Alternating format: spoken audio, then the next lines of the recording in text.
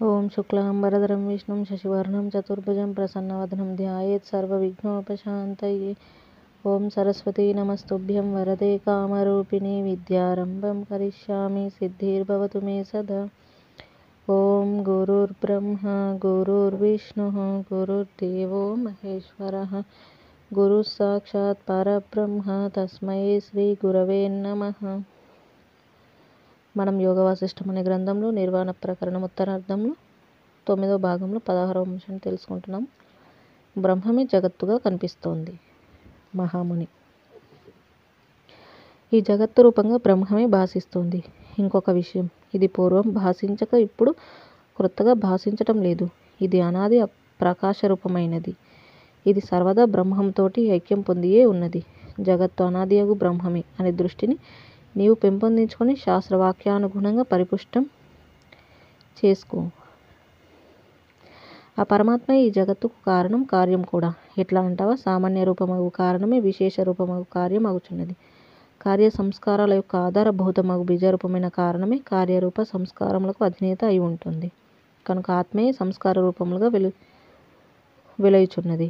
ఈ జగత్తు అనే కార్యములకు ఆత్మ యొక్క సంస్కారములే కారణం. సంస్కారములు ఆత్మకు భిన్నం కాదు. జగత్తు ఆత్మయే, భిన్నం కాదు. కార్యానుకూలమగు యత్నమును కృతి అంటున్నాం. అట్టి కృతి రూపమగు సంస్కారం కూడా పై పరిశీలనను అనుసరించి ఆత్మయే అయి ఉన్నది. స్వప్నంలో ఏ జాగ్రత్తలో చూచినట్టి పదార్థాల, వ్యక్తుల, సంఘటనలకు కొంత సంబంధించినవై కనిపిస్తున్నాయో, జాగ్రత్త దృష్టాంతంగా కలిగిన వ్యవహారాదులు కనిపిస్తున్నాయో, అవన్నీ ఆ ద్రష్ట యొక్క సూక్ష్మరూప సంస్కార వాసనాదులే కానీ స్వప్నాంతర్గతమైన విశేషాలన్నీ మరింకెక్కడి నుంచో వచ్చి అక్కడకు చేరటం లేదు. మరింకెవరో ఈ జీవుని కొరకై కల్పించినవేవి కావు సుమ. స్వప్న సమయంలో స్వప్న సంస్కారాలు జాగ్రత్తలో లేకుండా పోయాయని అనుకోకూడదు. ఎందుకంటే చిత్తాకాశంలో అనేక సూక్ష్మ సంస్కారాలు సదా విద్యమానమై ఉన్నాయి. వాటిలో కొన్ని మాత్రమే జాగ్రత్తలోను స్వప్నంలోనూ కూడా అప్పటికి సందర్భానుచితంగా, సాధ్యాసాధ్యానుచితంగా ఒక్కొక్క రోజు ప్రదర్శితమవుతూ ఉన్నాయి. ఆత్మ కేవల సాక్షి రూపంగా అటు స్వప్న సమయంలోను ఇటు జాగ్రత్త సమయంలోనూ కూడా ప్రత్యక్షమై ఏర్పడియే ఉన్నది. దాని సమక్షంలో అద్దానికి అప్రమేయంగా చిత్తాకాశ స్వభావంగా స్వప్న జాగ్రత్తలు పరిడవిల్లుచున్నాయి. వేదాంత ప్రవచనాలు, ప్రమాణాలు అద్వితీయ సాక్షిరూప బ్రహ్మమును నిరూపిస్తూ వస్తున్నాయి. మన యొక్క కేవల బ్రాహ్మీ స్వరూపము శ్రవణ మనన ధారణ నిధిధ్యాసాది సాధన చతుష్టయం చేత సునిశ్చితమై అనుభవం అవుతోంది. ఆత్మ అనుభవం అవుచుండగా ద్వైత సృష్టి, ద్వైత దృష్టి స్వయంగా వెలుతురు రాగానే చీకటి తొలగిపోయినట్లుగా తొలగిపోతున్నాయి. అట్టి ఆత్మస్వభావమును నిశ్చయించి అనుభవజ్ఞులకు గురువులు తమ అర్హులైన శిష్యులకు శాస్త్ర ప్రమాణపూర్వకంగా, స్వానుభవపూర్వకంగా సుబోధకం చేస్తూనే వస్తున్నారు. అట్టి ఆత్మజ్ఞులు ఇది సంసారం, దీని కావల ఆత్మ అని ప్రారంభిస్తూ సమ్యక్ విచారణచే జగత్తుగా కనిపించేదంతా ఆత్మయే, నీ స్వరూపం ఆత్మయే అయి ఉన్నది, తత్ త్వం అసి అని పాఠ్యాంశం యొక్క పరాకాష్ఠగా సుబోధిస్తున్నారు. వారి ప్రబోధములను అర్థం చేసుకుని స్వప్న జాగృతుల సాదృశ్యత్వం నీకు బోధిస్తున్నాను సుమ. వ్యాధుడు, స్వామి మునీశ్వర, స్వప్నంలో కనిపించే దృశ్య సంస్కారమంతా జాగ్రత్త ఆధారంగా కలిగి ఏర్పడుతుందని కొందరి అభిప్రాయం.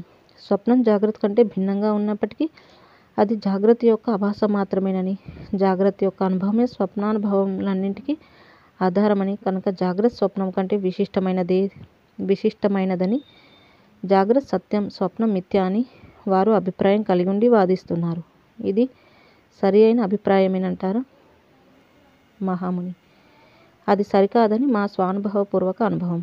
వాయువులో చలనం అంతర్గతమై ఉన్నట్లు చిత్తంలో సూక్ష్మ సంస్కారములు అంతర్లీనమై ఉండి జాగ్రత్త స్వప్నాలలో ఆయా అనుభూతులుగా ప్రదర్శితమవుతున్నాయి. అంతకు మించి జాగ్రత్త సంస్కారములకు వేరే కర్తృత్వం ఏముంది చెప్పు? ఒకే చిన్మాత్రం స్వప్నంలో లక్షలాది రూపంలో దాల్చుచున్నది. ఆ లక్షల రూపధారి అవు స్వప్నమే సుషుప్తిగా శేషిస్తోంది. జాగ్రత్త స్వప్నంగా, స్వప్నమే సుషుప్తిగా, సుషుప్తిగా జాగ్రత్త రూపంగా పరిణమిస్తున్నాయి. చిదాకాశంలో ఏర్పడి ఉన్న స్వప్నమే జగత్తుగా చెప్పబడుతోంది. సుషుప్తి జగత్తు యొక్క ప్రళయ దశగా చెప్పబడుతోంది. అందుచేత ఆ మూడింట్లో సమానత్వమే సత్యమై ఉన్నది. చిదాకాశంలోని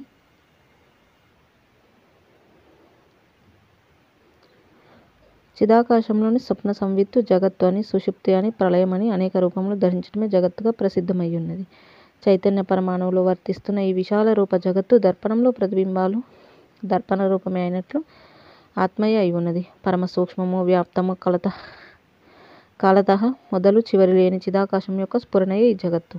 నీ అరిచేయి దేహంలోని విభాగమే అయి నీవెక్కడుంటే అక్కడ అది ఉండటం కొనసాగుతుంది కదా. అట్లాగే ఎక్కడ అనంతం సద్రూపం వ్యాప్తమైనట్టి చిదాకాశం ఉందో అచట అద్దాన్ని దేహాంగం వలె అద్దాని కంటే వేరు కానట్టి జగత్తు యొక్క స్ఫురణ ఉంటుంది. జగత్తు చిన్మాత్రమే. నీవు నేను సమస్తము చిన్మయమే అను శాస్త్రోక్తిని అభ్యసిస్తూ ఉండగా ఈ జగత్తు చిన్మాత్రం యొక్క ఉదరమున ప్రవేశిస్తోంది. ఓ వ్యాధుడ, ఈ జగత్తు నా చిన్మయ దేహం యొక్క ఉదరంలోనే ఉన్నది కాబట్టి నాకు అనన్యం అని భావాభ్యాసం చేత నీ మనస్సు స్థూలత్వం త్యజించి జనన మరణ రహితమగు చిద్రూపం సంతరించుకోగలదు. ఓ సాధు, నా స్వరూపం పరమ సూక్ష్మమైనట్టు ఆత్మయే అయి ఉన్నది. ఆత్మస్వరూపుడనైన నేను సమస్త జగదాకారంగా కూడా వెలయుచున్నాను. ఆత్మగా సర్వత్ర స్థితి కలిగి ఉన్నాను. పరమాణువునందు కూడా చైతన్య రూపంగా వెల్లివిరిసి ఉన్నాను. చిదాకాశ రూపంగా పరమాణువునందు ఎంతగా ఇమిడి ఉన్నాను అంతగాను ఈ విశాల జగదాకారంగా కూడా స్థితి కలిగి ఉన్నాను. నేనెక్కడుంటే నా దేహ విభాగంగా ఈ ముల్లోకాలు అక్కడే ఉంటాయి. జలంలో కలిసిపోతున్నట్లు చైతన్య రూపుడనగు నేను చైతన్య రూపమగు బ్రహ్మముతో ఐక్యం పొందియే ఉన్నాను. ఇదే మా యొక్క ఆత్మయోగాభ్యాసమై ఉన్నది. ఓ వ్యాధుడ, ఏ ప్రాణి యొక్క హృదయ కోశంలో మరల ప్రవేశించే కార్యక్రమంలో ఉన్నానో తిరిగి ఆ సంఘటనను వర్ణించడం కొనసాగిస్తాను విను. అభ్యంతరంలో ముల్లోకాలు ధరించి ఉన్నట్టు నేను అప్పుడు ఆ ప్రాణి యొక్క తేజంలో ప్రవేశించి అతని వాసనామయమగు జగత్తు యొక్క అనుభవ రూపం వలె అతని తేజస్సులో ఏర్పడి ఉండటం జరిగింది. అచట నా ఆత్మయందే సర్వుల యొక్క స్వర్గ మర్త్య పాతాళాలు భాషించాయి. ఓ మిత్రమా, జగత్తు అనబడేది బాహ్యంన కొంచెం కూడా లేదు. ఆత్మకు బాహ్యమేమిటి, అంతరమేమిటి? స్వప్నంలో కానీ జగత్తులో కానీ అభ్యంతరంలో కానీ ఏ దృశ్య జగత్తు కనిపిస్తుందో అదంతా కూడా నిత్య చైతన్య స్ఫురణ మాత్రమే కదా. ఈ జీవునకు స్వప్నావస్థలో ఏ స్వప్నమయ జగత్తు భాషిస్తుందో అది చిద్రూపం యొక్క విన్యాసమే. చిద్రూపానుస్వరూపుడగు అతని స్వప్న చైతన్యమే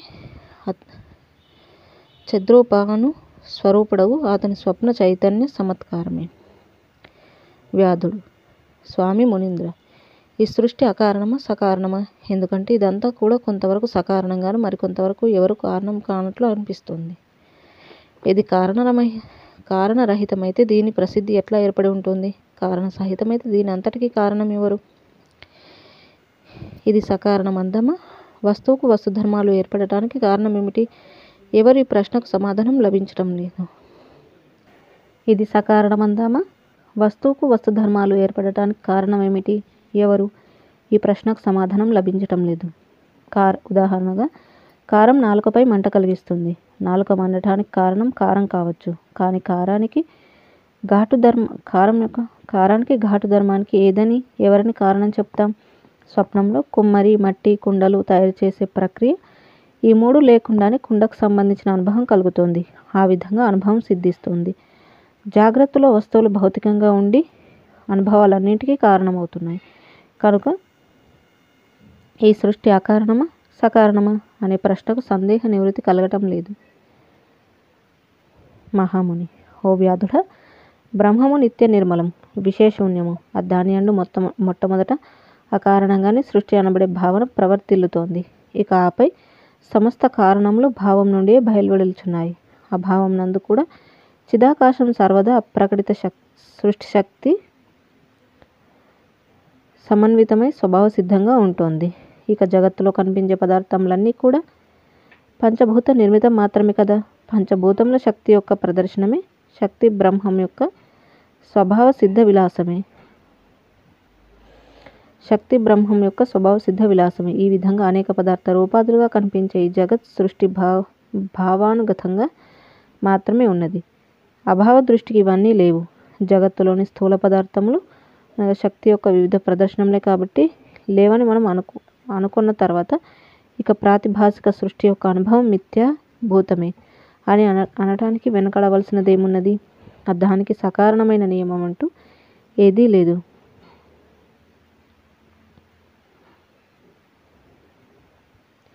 కనుక ఓ సాధు, వ్యాధుడ, లుబ్ధాక, భోయవాడ, బ్రహ్మం సర్వదా ఆద్యంతరహితము. సృష్టాది అనే పదానికి అర్థం అదే. నిత్య ప్రకాశము నిత్య ప్రకాశకం కూడా. అదే తన యొక్క చిత్ స్వభావంచే ఇట్లు జగద్రూపంగా భాషిస్తోంది కనుక ఈ విధంగా సృష్టి అనబడేది బ్రహ్మమునకు వేరుగా అసంభవం. బ్రహ్మరూపమగు జగత్ అనబడే ప్రతిబింబ చైతన్యమున నిత్యము నాశరహితమగు ఆత్మ ఔపాధికంగా అవయరూపంచే ఏకమైనప్పటికీ అనేకంగాను, బ్రహ్మమే అయినప్పటికీ అబ్రహ్మరూపంగాను, నిరాకారమైనప్పటికీ సాకారంగాను కాలనియతికి లోబడినట్లు స్ఫురిస్తోంది. నిరాకారమగు బ్రహ్మమే చిద్రూపం వల్ల ప్రకాశమానమైన శరీరం కలిగి సాకారం వల్ల అయి భాసమాన రూపంతో వెలయుచు దేవర్షి ముని మానవ జంతు దేహాలతో చెందుచున్నది. ఈ స్థావర జంగమ జగత్తును క్రమంగా దాని నియతిని, శాస్త్రీయ విధి నిషేధాలను, దేశకాల క్రియాదులను తనకు అనన్యంగా నిర్మించుకుంటోందని తేలుతోంది. ఇక్కడ కనిపించే భావ అభావ గ్రహణ త్యాగ స్థూల సూక్ష్మ చర అచరాది సమస్త పదార్థములు ఏదో కారణం కలిగి ఉండి కార్యరూపంగా తయారై ఉన్నాయి. అందుచేత వాటిలో మార్పు చేర్పులు కనబడుచున్నాయి. వాటి నియతి యొక్క వ్యభిచారం మాత్రం ఎన్నటికీ సంభవించకై ఉంటుంది. ఆ నియతి యొక్క కల్పనకు తదనంతరం మాత్రం ఇక ఏ కారణం లేకుండా ఏ పదార్థం యొక్క ఉత్పత్తి కూడా సంభవించదు. 1. అద్దాని భోక్తయగు జీవుడు. 2. నియతి. ఈ రెండు కూడా బ్రహ్మం యొక్క రెండు స్వయంకృతమైన అంగములచే ప్రాప్తములవుతూ ఉంటున్నాయి. బ్రహ్మము తన అంగంచే మరొక అంగమనతగు నియతిని కొనసాగిస్తోంది. ఆ దానిని అనుసరించే జాగ్రత్త స్వప్న రూప దృష్టి బుద్ధి మొదలైనవి జలంలో తరంగాలు కాకతాళీయంగా ఉంటున్నట్లు ఏర్పడి ప్రవర్తిస్తున్నాయి. వ్యాధులు. నియతి అనగా ఏమిటి? అది ఎట్లా ప్రవర్తిల్లుతోంది? మహాముని. ఒకదానికి మరొకటి కారణంగా ఉండటమే నియతి. కారణాకృతంగా ఏర్పడిన కార్యం యొక్క ఆకార రచన లక్షణ విశేషమే నియతి. మట్టి కారణం, కుండ కార్యం. మట్టి కుండ రూపంలోనూ లేక ముద్ద ఆకారంగాను లేక చూర్ణ ఆకారంగాను ఏదో ఒక ఆకారం కలిగి ఉంటుంది కదా.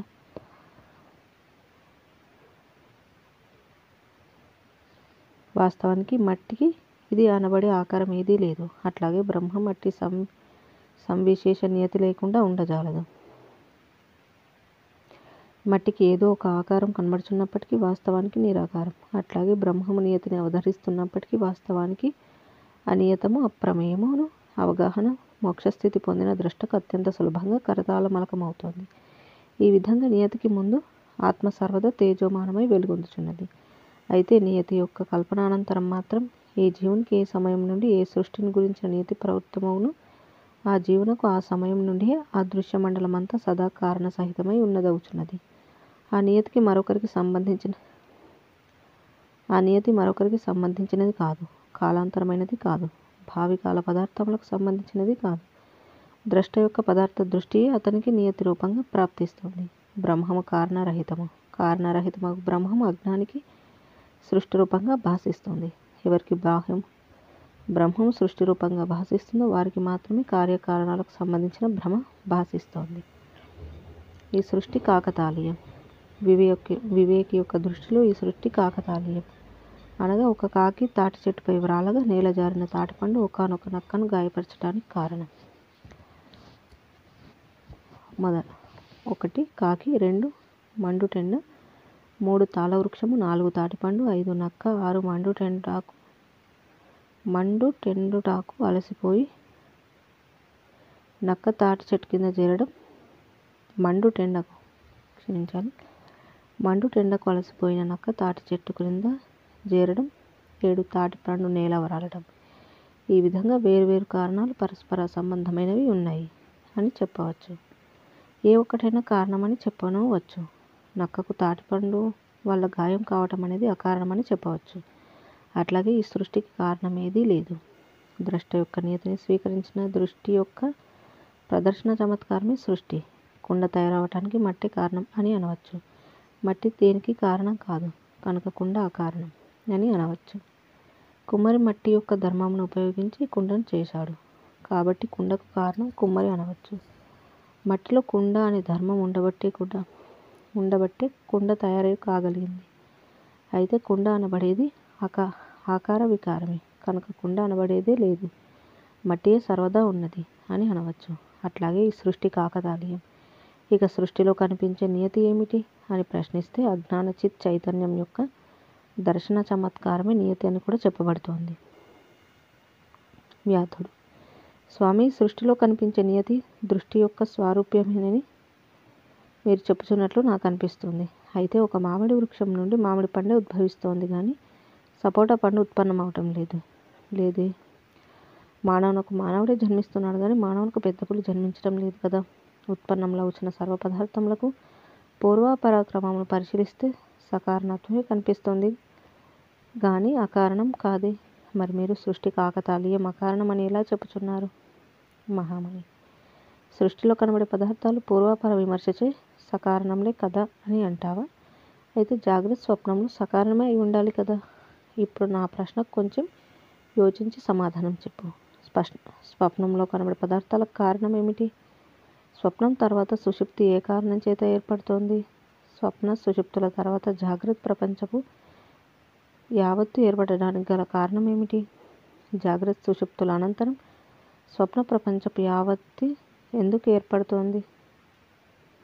స్వప్న ప్రపంచపు యావృత్తి ఎందుకు ఏర్పడుతోంది?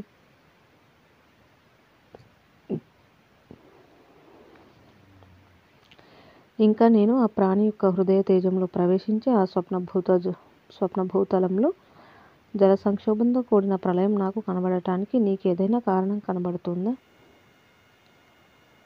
లేక శృతులు ఎక్కడైనా జాగ్రత్త స్వప్న సుషుప్తులలో కనబడే జగత్తులకు కారణం ఇది అని ఎక్కడైనా ప్రమాణంగా చెప్పుచున్నాయా? లేక ఈ జగత్తుకు నీకేమైనా కారణం కనిపిస్తుందా? లేదు. కనుక స్వప్నంలో కనిపించే జగత్తుకు ద్రష్ట యొక్క వ్యావృత్తియే కారణమవుచున్నట్లు జాగ్రత్త ద్రష్టకు జగత్ వ్యావృత్తి జాగ్రత్త జగత్తుకు కారణం కావచ్చును గాని మరింకే కారణం నిర్ధారించలేం. వేదోపనిషత్తులు ఏకమద్వితీయం బ్రహ్మమునకు వేరైనదేదీ లేదు అని పునః ఉద్ఘాటిస్తున్నాయి. బుద్ధిమంతులు బ్రహ్మంతోటి ప్రపంచం యొక్క ఐక్యత ప్రతిపాదించే యుక్తులు ఆశ్రయించి వివేక దృష్టిని సముపార్జించుకుంటున్నారు. స్ఫటికంలో దృశ్యం ఉన్నట్లు ఆత్మయందే జగత్తు ప్రతిభాసిస్తోందని సిద్ధాంత సోదాహరణ పూర్వకంగా విఘ్నులు గమనించి ప్రవచిస్తూనే ఉన్నారు. కాబట్టి ఓ వ్యాధుడా, నీవు శాస్త్రానుసారమగు యుక్తి యొక్క ఆశ్రయంచే ఈ జగత్తును ఆత్మస్వరూపంగా ఎరుగుము. శాస్త్రానుసారంగా యుక్తిచే ఈ జగత్తు నా భావన మాత్రమే కానీ భౌతిక మాత్రం కాదు అనేది సర్వతత్వ నిర్ణయంలో అంతిమ సారం. సర్వవేద వేదాంత సిద్ధాంతంలో ఉత్కృష్టమగు అంతిమ నిర్ణయం. ఇక మధ్య నిర్ణయం అంటావా? సమిష్టికర్తయగు హిరణ్య గర్భుని మానసిక నిర్ణయ చమత్కారమే ఇక్కడ విధి అని నియతి అని ఆయా రూపాలుగా పరిడవిల్లుతోంది. ఈ జగత్తు పదార్థమయం కాదు, కార్యకారణం కాదు, అకారణమగు బ్రహ్మమే అంతిమ నిర్ణయం.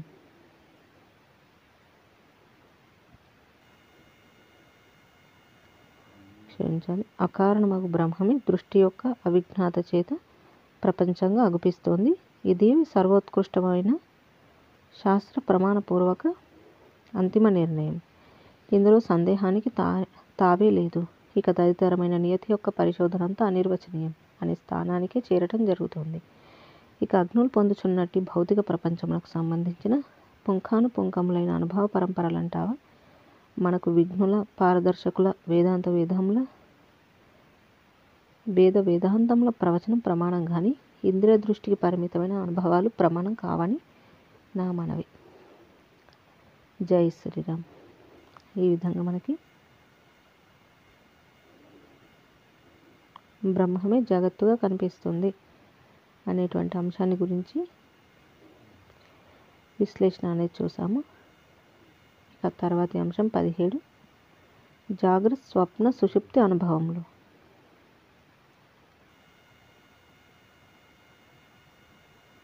వ్యాధుడు లుబ్ధకుడు: మహాత్మ, ఈ జీవుడు జగత్తులో ఈ జగత్తును గాంచుచున్నాడు. నిద్రించుచు స్వప్నలోకాలలో అనేక విధములైన భీతి, ఉత్సాహ, ప్రియ, అప్రియ, సుఖ, దుఃఖ సంబంధమైన స్వప్న దృశ్య పరంపరలు వివిధ రీతులుగా పొందుచున్నాడు. సుషుప్తి అందు అనుభవరహితుడై తనను తానే ఎరుగని స్థితి పొంది ఉంటున్నాడు. ఇవన్నీ శరీరానికి ఎట్లా ఏర్పడుచున్నాయి? వీటిని ఎవరు కల్పిస్తున్నారు? జాగ్రత్త స్వప్న సుషుప్తులలో మొదలేది చివరేది, ఏది సత్యం, ఏది భ్రమ? చిత్ర విచిత్ర మధుర భీకర దృశ్యాలు స్వప్నంలో ఎట్లా ఏర్పడుచున్నాయి? ఇవన్నీ చూస్తున్న జీవునికి జాగ్రత్త, స్వప్న, సుషుప్త దశలకు గల సంబంధం ఏమిటి? ఈ జీవుడు ఎవడు? ఎక్కడి నుండి వచ్చి ఇక్కడ ఇదంతా పొందుచున్నాడు? ఆ విషయాలు విశదపరచండి. మహాముని: ఈ జీవుడు ఇంద్రియములు తనకు అనన్యమైన విభాగంగా ధరించి ఉంటున్నాడు. ఇంద్రియములు 2 విభాగాలుగా ఉన్నాయి. ఒకటి బాహ్యేంద్రియాలు, 2 అంతరింద్రియాలు. బాహ్యేంద్రియములచే బాహ్య స్వప్నమును, అంతరేంద్రియములచే అంతఃస్వప్నమును ఎరుగుచున్నాడు. అనగా అతని ఎరుక అని ధారణ యొక్క అవయవములు అని అనతగు ఇంద్రియములు బాహ్య అభ్యంతర జగత్తులను అతనికి అనుభూతం చేస్తున్నాయి. జాగ్రత్త: ఎప్పుడైతే అతని ఇంద్రియాలు బాహ్య వ్యవహార నిమగ్నమై ఉంటాయో అప్పుడు ఆ జీవుడు సంకల్పిత పదార్థములను స్పష్టమైన అనుభవంతో కూడి అనుభవించడం జరుగుతోంది. స్వప్నం: ఎప్పుడు ఇంద్రియములు అంతర్ముఖమవుతాయో అప్పుడు అతి సూక్ష్మమైన జగత్తును కూడా స్థూలంగా తన దేహం నందే సుస్పష్టంగా దర్శిస్తున్నాడు. ఓ వ్యాధుడా, వాస్తవానికి బాహ్య జగత్తు కానీ అంతర్జగత్తు కానీ కొంచెం కూడా స్థూలం కాదు. మరి ఈ జీవుని యొక్క స్వచిత్ దేహంలో ఒకానొక సూక్ష్మ దృష్టి మహాంగం వలె ఏర్పడి ఉన్నది. అట్టి సూక్ష్మ దృష్టి యొక్క కరణాలే ఈ ఇంద్రియాలు. అట్టి సూక్ష్మేంద్రియాల స్థూల కల్పనయే ఈ స్థూల జగత్తు. స్వప్నం చూచి స్వప్నేంద్రియ విభాగములకు స్వప్నం స్థూలంగానే అగుపిస్తుంది. జీవుని సూక్ష్మ శరీరం: పంచ జ్ఞానేంద్రియాలు త్వక్, చక్షు, శ్రోత్ర, జిహ్వ, ఘ్రాణములు. పంచ కర్మేంద్రియాలు హస్తపాదాలు, నోరు, ముక్కు, ఉపస్థ, గుదము. ఇచ్ఛా ప్రధానమైన అంతఃకరణ చతుష్టయం మనస్సు, బుద్ధి, చిత్తము, అహంకారం. పంచ ప్రాణాలు ప్రాణ, అపాన, వ్యాన, ఉదాన సమానములు. వీటన్నింటి సంఘాత రూపమగు సూక్ష్మ శరీరమే చిద్రూపుడగు ఈ జీవుడు. ఇది ఇట్లా ఉండగా నాశరహితము కూటస్థమగు చిదాకాశమే ఈతని రూపం. భావనా శరీరంచే ఈతడు చిదాభాసుడని చెప్పబడుచున్నాడు.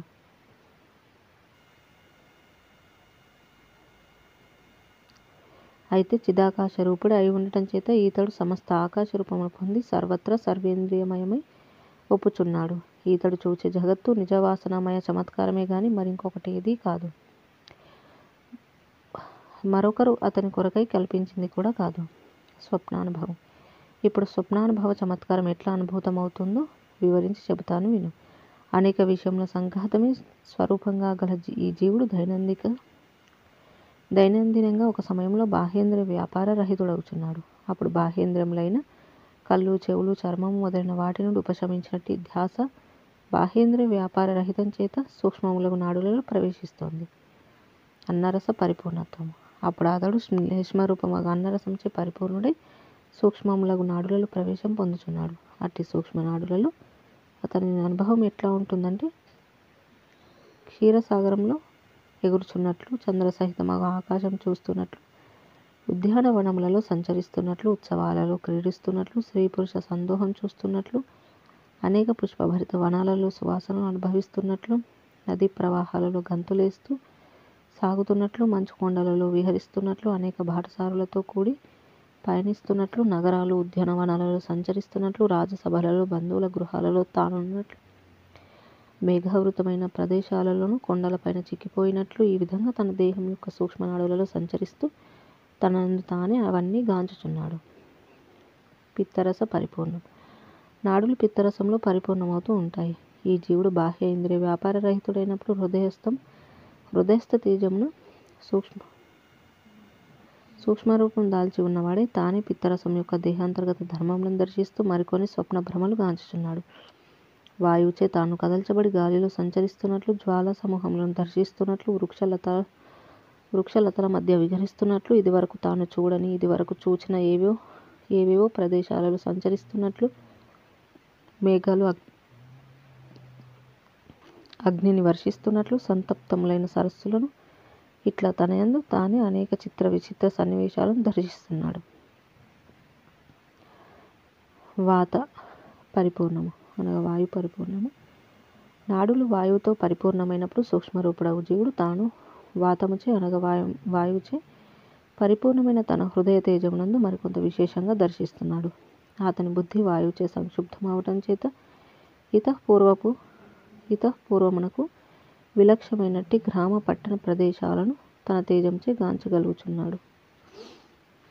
శిలలు ఎగురుచున్నట్లు తాను గరుడ మేఘ హంసాది వాహనాలను ఎక్కుచున్నట్లు భయంచే జనులు పరుగులు తీస్తున్నట్లు ఏదో అంధకారమయమైన గుంటలో పడి చిక్కుకున్నట్లు పర్వతాలు అధిరోహించి లోకాలు చూస్తున్నట్లు ఆ విధంగా అనేక భ్రమలు పొందుతూ స్వప్న దర్శనం చేస్తున్నాడు. ఒక్కొక్కప్పుడు వాత పిత్త శ్లేష్మముల మూడింటిచే పరిపూర్ణమైన సూక్ష్మనాడులలో ప్రవేశిస్తున్నప్పుడు పర్వతములు వర్షంలా ఆకాశం నుండి నేలకూలుచున్నట్లు, శిలావర్షం అనే సంకటం వచ్చి పడుచున్నట్లు, వృక్ష సమూహాలు అగ్నికి ఆవుచున్నట్లు, గృహమధ్యంలో అకస్మాత్తుగా గంగమ భోంకార మహాగర్గర శబ్దాలు భయానకంగా ఉద్భవిస్తున్నట్లు, మహావృక్షాలు సంఘట్టమగుచు అగ్నిజ్వాలలు ఉదయింపజేస్తున్నట్లు, భీకరాకారం గల క్రౌంచ పక్షులు క్రేంకార కర్కశ శబ్దములు చేస్తున్నట్లు వినిపిస్తోంది. కొండలు కటకట శబ్దాలతో భిన్నమగుచున్నట్లు అనిపిస్తోంది. యుగాంతంలో యుద్ధవీరులు ఒకరినొకరు సంహరించుకోవటానికి సిద్ధమవుతున్న పాదఘట్ట ధ్వనులు వినిపిస్తూ ఉంటాయి. చూచావా వ్యాధుడా, ఈ ప్రకారంగా వాత పిత్త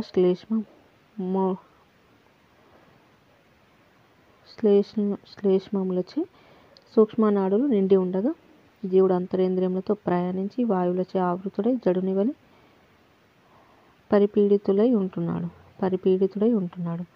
మట్టిలో పురుగులాగా, రాతిలో కప్పవలె, గర్భంలో ఉన్న పరిపక్వత శిశువులాగా, ఫలంలోని బీజంలాగా, బీజంలో అంకురంలాగా, పదార్థంన అణువులాగా, కొయ్య స్తంభంన బొమ్మలాగా తన శరీరంలోనే తాను ఉన్నవాడే నాడులలోని శబ్దరూప జలాకారాదులను చూస్తూ తన ఊహను జోడించి అనేక స్వప్నానుభవములు పొందటం జరుగుతోంది. సుషుప్తి. ఈ జీవుడు బాహ్యేంద్రియ వ్యాపారం విరమించి అంతరేంద్రియ వ్యాపార రూపంగా సూక్ష్మనాడులలో సంచరిస్తూ వాత పిత్త కఫములను దేహముగా ఆశ్రయించి అనేక రకములైన స్వప్న దృశ్యమును తన భావన దేహంలో పొంది అనుభవిస్తున్నాడని అనుకున్నాం కదా. అతడు సూక్ష్మనాడులలో సంచరిస్తూ నాడీ పంజరమున సూర్యభాగం నందలి అస్థుల అగ్రభాగముచే ఘటితమై ఉండే హృదయమునకు సంబంధించిన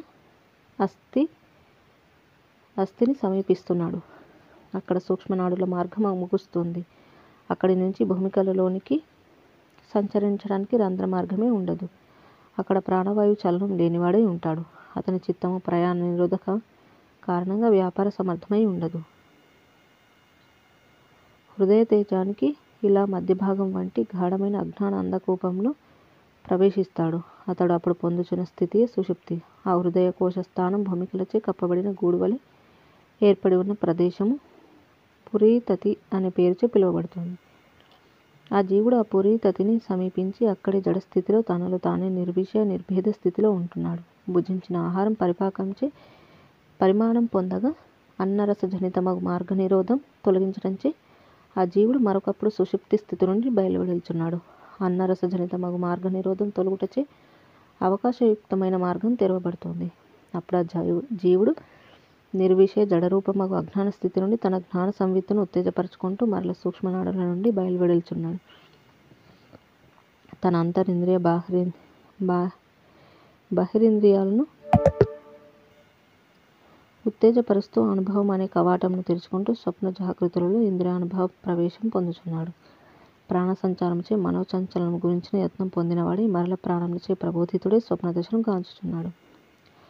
ఆయా స్వప్నగతమైన అనుభూతులు ఏ విధంగా ఉంటాయనేది సూక్ష్మనాడులలో అన్నరసం ఏ సాంద్రతతో ఏర్పడి ఉంటుంది అను దానిని అనుసరించి ఉంటుంది. జీవుని తేజస్సు అనుసరిస్తూ వస్తున్న ఆ అన్నరసం కొన్ని నాడీ మండలాల నుండి మరికొన్ని నాడీ మండలాలకు ప్రవహిస్తున్నప్పుడు ఆ జీవుడు గొప్ప రాళ్ల వర్షం, జడివాన మొదలైనవి స్వప్న దృశ్యంగా పొందుతూ ఉంటున్నాడు. జఠరాగ్ని అధికంగా వ్యాప్తమై వాత పిత్తాదులు అధికంగా సంయోగం చెందితే అధిక స్వప్న సంభ్రమం కలుగుతూ ఉంటుంది. వాటి సంయోగం అల్పంగా ఉంటే అల్ప స్వప్న సంభ్రమం ఉంటూ ఉంటుంది. కనుక వాత పిత్త కఫాదులు సూక్ష్మ నాడులలో అధికంగా సంక్షుబ్ధమవుతూ ఉంటే ఆ జీవుడు అధిక దృశ్యమును పొందటం జరుగుతుంది. ఆ జీవుడు అధికంగా పృథ్వీ, పర్వత, ఆకాశాదుల యొక్క చలనం కానీ, గొప్ప అగ్నిజ్వాలల సంరంభం కానీ పొందుతూ ఉంటాడు. అతనికి విపరీతమైన వస్తు, విషయ, చలన సమూహ పరంపరలు అనుభవం అవుతూ ఉన్నాయి. వాత, పిత్తాది ధాతువుల విషమత్వం చేత అభ్యంతరంగా అనేక ఇంద్రియ వృత్తులలో ఇంద్రజాలంలోని భ్రమలాగా అనుభవించుచున్నాడు. అట్టివారు జాగ్రత్తనందు కూడా అనేక విధములైన భ్రమలను చూస్తూ అనుభవిస్తున్నారు. విషమ ధాతువులతో కూడిన దేహం గల జీవులు బాహ్య అభ్యంతరములందు అనేక విపరీత మహాసంభ్రమ కార్యములను చూస్తున్నారు. అట్లా కాకుండా వాత, పిత్తాది ధాతువులు శరీరంలో సమారూపంగా ఉంటేను అప్పుడు ఈ జీవుడు తన హృదయ తేజమును సమత్వంతో కూడిన లౌకిక శాస్త్రీయ వ్యవహార స్థితిని స్వయంగా అనుభవిస్తున్నాడు. అనగా అట్టి ధాతు సమత్వం చేత అతని స్వప్న దృశ్యము ప్రశాంతంగా, శోభాయమానంగా, ప్రశాంత వాతావరణంలో ప్రయాణించే పథికుని ప్రయాణంలో ఉంటుంది. అతని స్వప్నానుభవం పూర్ణ చంద్ర, సూర్య, నక్షత్ర, దివారాత్రులచే శోభితమై అదంతా సద్రూపమే అయినప్పటికీ సద్రూపంగా భాసిస్తోంది. వింటున్నావు కదా ఓ మిత్రమా, ఈ వాయువునందు వాయుస్పందం వాయువుకు అభిన్నమే కదా. అట్లాగే చైతన్యమునందు ఈ దృశ్య ప్రాప్తి చైతన్యమునకు అభిన్నమే అయినప్పటికీ భిన్నముగాను, వాస్తవానికి అసత్తు అయినప్పటికీ సత్తుగాను స్థితి పొంది ఉంటుంది. ప్రపంచరహితమగు బ్రహ్మము నుండి బ్రహ్మము రూపము చిదాకాశ రూపమగు ఈ సమస్త జగత్తు ఎదురుగా కనిపిస్తోంది. కనుక జగత్తుగా కనిపించేదంతా చిదాకాశమే అయి ఉన్నది.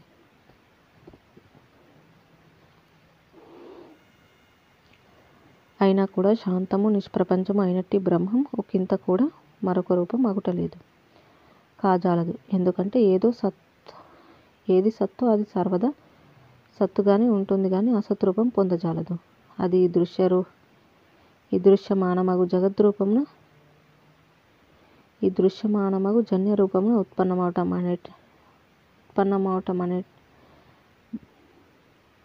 అనే మాటయే లేదు.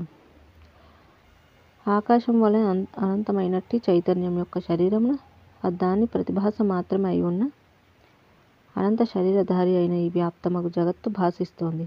చిద్బ్రహ్మమునకు వేరుగా జగత్తు అనబడునదేదీ లేదు. జగత్తుగా కనిపించేది మనిద్దరి స్వస్వరూపమగు చిదాకాశమే. జై శ్రీరామ్. ఈ విధంగా మనకి జాగ్రత్త, స్వప్న, సుషుప్తి అనుభవంలో అనే విషయాన్ని గురించి వివరించడం అనేది చూసాము. ఇక తర్వాతి అంశం 18, సుషుప్తి గురించిన విచారణ. వ్యాధులు. మునివర్య, మనం తిరిగి మీ అనుభవం విషయానికి వద్దాం. మీరు ఆ ఒకానొక ప్రాణి యొక్క హృదయం నందలి తేజస్సులోకి సూక్ష్మరూపులై ప్రవేశించారు కదా. అక్కడ ఆ జీవుని స్వప్నంలో సమభాగులై సంచరిస్తూ ఉన్నట్టుగా వర్ణించారు. ఆ సమయంలో భ్రాంతి రూపులు నామమాత్రులగు తమ యొక్క ఆ తర్వాతి స్వప్న దర్శన వృత్తాంతంలో ఏమేమి సంభవించాయో వివరించండి. మహాముని: ప్రియవ్యాధుల, వినండి. నేను ఆ ప్రాణి యొక్క తేజోమయ ధాతువులలో ప్రవేశించాను. ఆ జీవుని లింగ శరీరంలో నా లింగ శరీరం ఏకమైంది. అతని స్వప్నాంతర్గత లోకంలో భయంకరమైన ప్రళయ సంభ్రమం ఏర్పడింది. అప్పుడు ప్రసరించనారంభించిన ప్రళయవాయువు యొక్క వేగానికి పర్వతాలు గడ్డి పరకలుగా గాలిలోకి విసరబడ్డాయి. అలా ఆకాశంలోకి ఎగిరిన పర్వత సమూహాలు వర్షంలో నేలకూలను ఆరంభించాయి. విచిత్రం ఏమిటంటే ఆ ప్రాణి యొక్క నాడులందు ప్రవేశించిన నాకు అక్కడి అన్నరస కదలికలే పర్వత వర్షాలుగా నాకు అనుభూతం కాసాగాయి. సుమ, ఆ ప్రాణి యొక్క నాడులందరి అన్నరస లేశము అనే గొప్ప పర్వత ప్రవాహంచే నేను ముద్దగా చేయబడ్డాను. ముద్దగా ఆకారం కలవడని నిశ్చేష్టితుడని ఉండగా క్రమంగా అజ్ఞానం అనే అంధతమస్సుతో కూడిన సుషుప్తి నాకు సంభవించింది. అక్కడ కొంతకాలం సుషుప్తిలోనే ఉండిపోయాను. ఆ తర్వాత కొంతసేపటికి నన్ను నేనే ఏమరిచి ఏమీ తెలియని నిశ్చేష్ట అజ్ఞాన నిరనుభవ నిర్వ్యాపార స్థితిలోకి ఇడిబడి అట్లే ఉండిపోయాను. కాలజ్ఞానం కూడా లేకుండా సూక్ష్మనాడులలో ప్రాణవాయువులు ప్రసరించడానికి ఖాళీ కనిపించింది. ఆ ప్రాణవాయువులు నన్ను స్పృశించాయి. అప్పుడు ప్రాణవాయువుల స్పర్శచే మెల్లగా ప్రబోధం వైపు ఉన్ముఖుడను అయ్యాను. క్రమంగా నా యొక్క సుషుప్తి స్వప్నరూపం దాల్చనారంభించింది. స్వప్నంలో ప్రవేశించిన నేను ఆ ప్రాణి తేజస్సులో అనేక విక్షేపాలు దర్శించాను. స్పందరహితమైన వాయువు కొంతసేపటికి తనకు అభిన్నమైన స్పందరూపం పొందుతోంది చూచావా? అట్లాగే చిదాకాశ రూపుడనగు నేను నాకంటే భిన్నం కానటి దృశ్యమును పొందసాగాను. అగ్నిలో ఉష్ణత్వం ఉన్నట్లు, జలంలో ద్రవత్వం ఉన్నట్లు, మిరియములో కారం ఉన్నట్లు స్వస్వరూప చిదాకాశం నందు ఈ జగత్తు ఉన్నది. నా చిదాకాశ రూపంలోని స్వప్న జగత్తు గాంచసాగాను. తల్లి గర్భంలోంచి బాలుడు జనిస్తాడు చూచావా? అట్లాగే సుషుప్తి రూప దృశ్యం నుండి స్వప్న జగత్తు ఆవిర్భవించింది. అదంతా చిదాకాశ స్వరూపమే సుమ. వ్యాధుడు: ఓ మహారాజా, క్షమించాలి, వ్యాధుడు: ఓ మహావక్త, సుషుప్తి రూప దృశ్యం నుండి అని మీరు ఇప్పుడు పదప్రయోగం చేశారు కదా. అనగా సుషుప్తిలో కూడా కొంచెం దృశ్యం కలదని మీరు చెప్పుచున్నట్లు అవుతోంది కదా. సుషుప్తిలో ఏ దృశ్యం మీరు దర్శించడం జరిగిందో అది వివరించండి. అంతేకాదు, తాము ఆ ప్రాణి హృదయంలో ప్రవేశించి అతని సుషుప్తితో మీ సుషుప్తిని ఏకం చేశారు కదా. సుషుప్తి రూప దృశ్యం నుండి మరొక జగద్రూప దృశ్యం ఎట్లా జనిస్తోంది? లేదా మరొక సుషుప్తి రూపం ఏదైనా జనిస్తుందా? సుషుప్తిలో దృశ్యం అనేది నాకు చమత్కారంగా కనిపిస్తుంది. ఎందుకంటే సుషుప్తిలో ఏ దృశ్యమూ ఉండదు. దృశ్యరాహిత్య రూపమే సుషుప్తి అనేది ఈ మన జాగ్రత్తకు అనుభూతి కదా. మహాముని: మిత్రమా, పకపక నవ్వుచు, దృశ్యం అనేది జనించటం అనే ప్రశ్న పరమార్థమును అడుగుచున్నావా, లేక వ్యవహార రీత్యా ప్రశ్నిస్తున్నావా? పరమార్థమున గమనిస్తే దృశ్యము ఆ వస్తువే కాబట్టి అది ఇక ఉత్పన్నం అవటం ఏమున్నది? అసలు దృశ్యమే ఉత్పన్నం కాలేదు అనున్నది నా సూటి అయిన సమాధానం. మట్టిలో కుండ ఎప్పుడు పుట్టింది అంటే మట్టి దృష్ట్యా మట్టి మట్టిగానే ఉన్నది. ఇక అందులో కుండ పుట్టడం ఎక్కడున్నది? అయితే నీకు సుషుప్తి దృశ్యం అని చెప్పేటప్పుడు వ్యవహార దృష్టిని అనుసరించి చెప్పాను. అంతయు చిదాకాశం అయి ఉండగా అందులో నేను అనేది జనించటం, భాషించటం, ప్రకాశించటం జరుగుతోంది. వాస్తవానికి చిదాకాశానికి అన్యంగా నేను అనేది జీవించటానికి కారణమే లేదు. వాయువులో వాయు తరంగంలాగా ఒకటి నేను అనేది, రెండు ఆ నేనుచే దర్శించబడే దృశ్యం అనబడేది వ్యవహార రీత్యా బయలువెడుచున్నట్లు అనిపిస్తున్నప్పటికీ వాస్తవానికి ఆ ఉభయం కూడా చిదాకాశం కంటే భిన్నం కాదు. చిదాకాశానికి భిన్నమైనది ఏదీ ఉండజాలదు. జలం తరంగం యొక్క ఆకారం జలం కంటే వేరుగా ఎక్కడుంటుందో చెప్పు. అయితే సుషుప్తి దృశ్యం నుండి అని నేను చెప్పేటప్పుడు మూర్ఖుల దృశ్య దృష్టి ఘనంగా కలిగి ఉన్న కల్పనామయమగు ప్రలాపమును నీకు వచించాను. పండితుల అభిప్రాయం జాత అనగా జనించినది. ఉదాహరణ: సుషుప్తి నుండి స్వప్న దృశ్యం పుట్టినది అనే జాత శబ్దము సన్మాత్రం అనే శబ్దమునకు పర్యాయ పదమే అయి ఉన్నది. జాత సన్మాత్రం ఎట్లా అంటే పాణిని మొదలైన సంస్కృత మహాకవులచే జని అనే ధాతువు యొక్క అర్థం ప్రాదుర్భావే అని వ్యాకరణ సూత్ర భావంగా చెప్పబడింది. జాత సన్మాత్రం ఎట్లా అంటే జని అనే ధాతువు యొక్క అర్థం ప్రాదుర్భవే అని వ్యాకరణ సూత్ర భావంగా చెప్పబడింది. కాబట్టి బ్రహ్మము లేక చిదాకాశము సన్మాత్రములు ఏది ఉత్పన్నం అవటం లేదు, నశించటం లేదు. అంతా కూడా శాంతము అజమైనట్టి సన్మాత్ర బ్రహ్మమే. ఓ వ్యాధుడా, బ్రహ్మము సర్వత్ర స్వరూపమై ఉన్నది. అందులో స్ఫురించే జగత్తు కూడా సర్వసత్తా స్వరూపమే.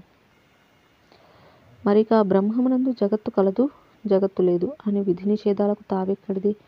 ఇక బ్రహ్మంలో స్వప్న దృశ్య ఆవిర్భావం, జాగ్రత్త దృశ్య ఆవిర్భావం అనుభయాలు ఉన్నవే అగుపించనారంభించాయి అనే అర్థాన్ని సూచిస్తున్నాయి. అవి రెండు వాస్తవానికి గొడ్రాలి కవల పిల్లలు అనే పదప్రయోగం వంటిదే.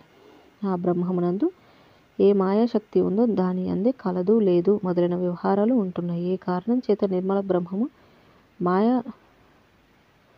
మాయాశబలితమై ఉన్నదో ఆ కారణం చేతనే అది అజ్ఞానులకు మాయారూపమై కనబడుతోంది.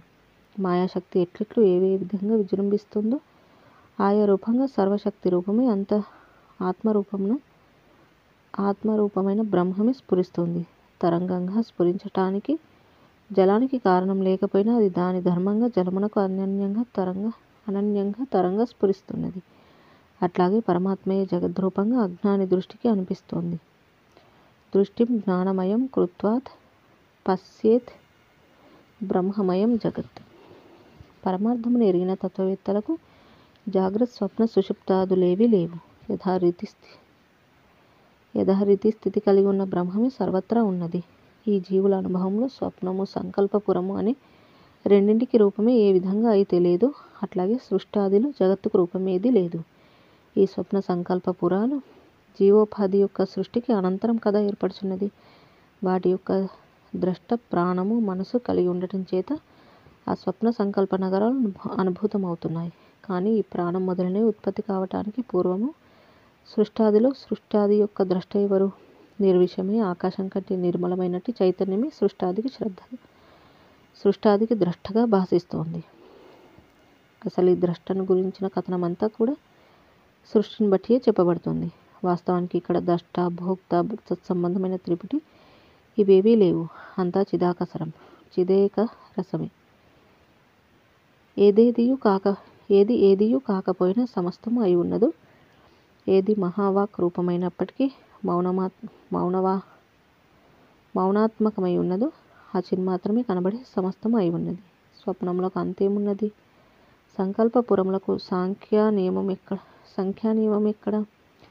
కథారచనలు అయిపోవటం అంటూ ఏమున్నది? సృష్టాదిలో కారణమే లేదు కనుక చైతన్యమున ఏ వస్తువు ఎట్లా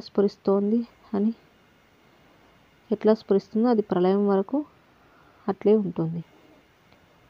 ఒక పిల్లవాడిని చేతిపై పెద్ద పులిని చిత్రీకరించినప్పుడు ఆ పిల్లవాడు ఆ పెద్ద పులిని చూచి భీతులవచ్చునేమో గాని ప్రౌఢుడైన వాడు భయం పొందడు కదా.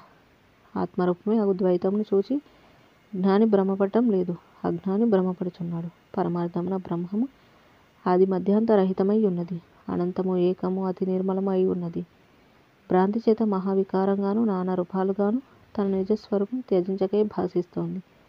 కనుక ఈ జగత్తు అజ్ఞానముచే అశాంతముగా కనబడవచ్చునుగాక, బోధచే మహాశాంతమై ప్రశాంత రూపమై చెన్నొందుచున్నది. జై శ్రీరామ్.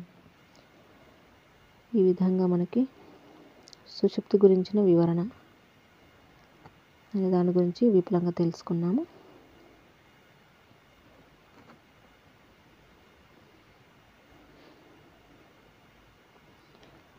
ఇక మిగిలిన అంశాల గురించి మళ్ళీ తెలుసుకుందాం. ఇంతటితో ముగించుకుందాం. జై శ్రీరామ్. కాయేన వాచా మనసేంద్రియైర్వా బుద్ధ్యాత్మనా వా ప్రకృతే స్వభావాత్ కరోమి యద్యత్ సకలం పరస్మై నారాయణాయేతి సమర్పయామి. స్వస్తి. ఓం తత్సత్.